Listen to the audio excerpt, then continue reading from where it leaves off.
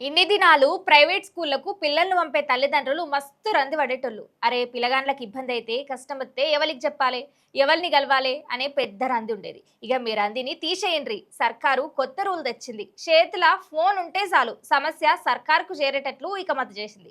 పిల్లలకు తక్లీఫ్ ఉంటే ఆఫీసుల చుట్టూ చెప్పులు అరిగే లెక్క తిరగాల్సిన అవసరం లేదు. చేతుల ఒక్క ఫోన్ ఉంటే చాలు.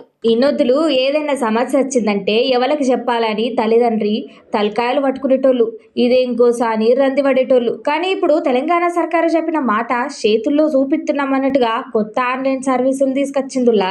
ప్రైవేట్ స్కూళ్లకు సంబంధించిన సమస్యలు ఫిర్యాదులు ఏమన్నా ఉంటే ఇక ఆఫీసుల చుట్టూ తిరుగుడు, చెప్పులు అరిగించుకునే పని లేదట. చక్కగా ఆన్లైన్లో విద్యాశాఖ దగ్గరికి పోయి ఇక చేసింది. ఇక అడిగేవాడుంటే చెప్పేవాడు ఉండాలి అంటారు కదా. ఇప్పుడు చెప్పనీకి సర్కారు ఓ దారి చూపించిందన్నమాట. తల్లిదండ్రి ఇబ్బంది, పిల్లలకు సమస్య, స్కూల్ యాజమాన్యం మీద ఫిర్యాదు, ఇట్లా ఏదైనా సరే సమస్యను దాచిపెట్టకుండా అధికారుల దృష్టికి తీసుకుపోయే ఛాన్సు ఇచ్చింది.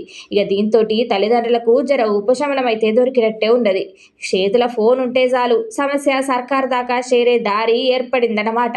ఇక ఇన్నాళ్ళు ఆఫీసుల చుట్టూ తిరిగి అప్లికేషన్లు పెట్టి ఎవరు పట్టించుకుంటారో చూసే పరిస్థితి కాడి నుంచి ఇక ఇప్పుడు అవిటికి చెక్ పెట్టే దిశగా ఈ నిర్ణయం తీసుకొచ్చింది సర్కారు.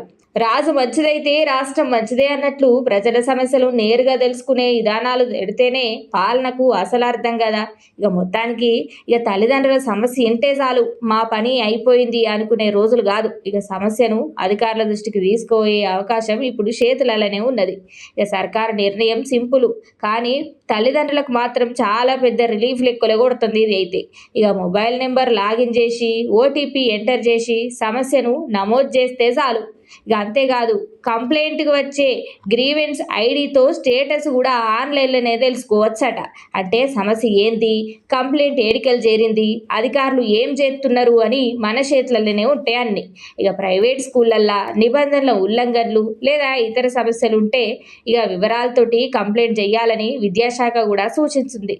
ఇక ప్రజల సమస్యలు నేరుగా ఇక సర్కారు దృష్టికి పరిష్కారం దిశగా మరో అడుగు పడ్డది.